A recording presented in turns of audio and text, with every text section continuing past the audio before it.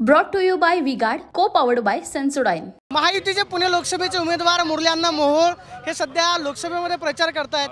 अण्णा कसा प्रचाराला प्रतिसाद मिळतो लोकांचा? खूप चांगला आहे, उत्तम प्रतिसाद आहे. तुम्ही पाहत असाल गेले महिना सव्वा महिना खूप चांगला प्रतिसाद आहे.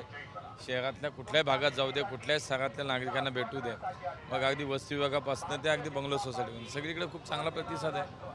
आणि नक्की आहे मोदींना पुन्हा पंतप्रधान करण्याचं लोकांनी ठरवलंय, याच्यातनं दिसून येतं. अण्णा उद्या राहुल गांधींची सुद्धा सभा होणार आहे. पंतप्रधान नरेंद्र मोदींची सभा झाली. राहुल गांधींच्या सभेचा काय फरक पडेल? का पडलं पाहिजे? काहीच पडण्याचा विषयच नाही.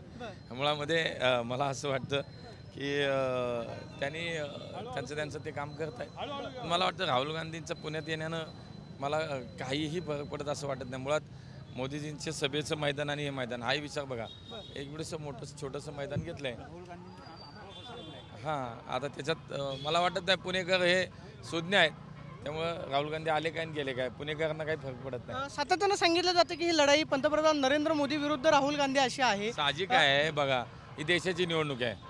आता पुणेकरांना हे नक्की माहिती आहे की कुणाला प्रधानमंत्री करायचं. त्यामुळे राहुल गांधी की नरेंद्र मोदी यांच्यातला कुणाला प्रधानमंत्री करायचं तुम्ही कुठल्या पुणेकरांना विचारा. काय नेमकी लोकसभेचं अण्णांचं गणित असणार आहे? एकीकडे वंचित सुद्धा आता निवडणुकीच्या मैदानामध्ये आहे. आम्ही आमचं गणित करतो, बाकी ज्याचं त्याची जो तो त्याच्या पद्धतीने निवडणूक लढत असतो.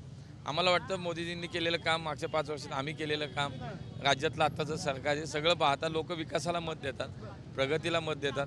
पुणेकर हे सुद्धा पुणेकर नेहमी हे विचारांना, विकासाला, प्रगतीला मत देतात, भविष्याला मत देतात. 100% आमचा विजय नक्की आहे. उद्धव ठाकरेंनी खडकवासलेच्या सभेमध्ये महाविकास आघाडीच्या उमेदवाराचा उल्लेख केला की त्यांनी पोटनिवडणुकीमध्ये दंगा केला आहे. संसदेमध्ये ते सुद्धा ते करतील. उद्धव ठाकरेंच्या सहानुभूतीचा काय फायदा महाविकास आघाडीला होईल? कशाची सहानुभूती? मुळातच जनमताचा अनादर त्यांनी केला. या राज्यातल्या जनतेने स्पष्ट कौल भाजप आणि शिवसेना युतीला दिला होता आणि त्यानंतर त्यांनी ती जनतेचा जो कौल होता, जनतेची विश्वासघात केला आणि काँग्रेस राष्ट्रवादीच्या मांडीवर जाऊन बसले. त्यामुळे सहानुभूती नाही, उलट लोकांच्या मनामध्ये चीड आहे. कोविड काळामध्ये जो भ्रष्टाचार झाला आहे त्याचा उल्लेख देवेंद्रजी सातत्यानं करतात किंवा शिवसेनेचे ठाकरे गटाचे नेते असं म्हणतात की फक्त मुंबई महापालिकाच का, पुणे महापालिकेमध्ये सुद्धा जे काय झालेलं आहे त्याची सुद्धा चौकशी करा. ओपन किताब आहे ना, कोणी यावं पाहावं ना, आम्ही कुठं अडवलं आहे. लक्षात घ्या, पुणे महापालिकेचे काम झालं त्याचा आदर्श देशानं घेतला आहे. त्यामुळे आम्ही केलेलं काम जे होतं त्याच्यामध्ये कोणी कशीही चौकशी कधी करा, काय फरक पडत. मला असं वाटतं की जे आहे ते बाहेर आलंय ना आता, त्यामुळे स्वतःची बाजू झाकायची म्हणून काही ते बोट दाखवायचं. लोकांना कळतंय ना कोणी काय केलंय ते. अण्णांचं लोकसभेमध्ये किती लीड पाहायला मिळेल? गिरीश भाऊ बापटांचं जवळपास 2.5 ते 2.5 लाखांचं लीड होतं. अण्णा त्याच विक्रमी मत. आम्ही महायुतीच्या सर्व आमच्या नेत्यांनी, कार्यकर्त्यांनी हा निश्चय केला आहे की मागच्या वेळेसपेक्षा अधिकचं लीड, अधिकचं मताधिक्य निश्चितपणे आम्ही यावेळेला घेऊ. 400 मध्ये पुण्याची जागा असणार ती तर नक्की जाऊ, मताधिक्याचं चाललंय.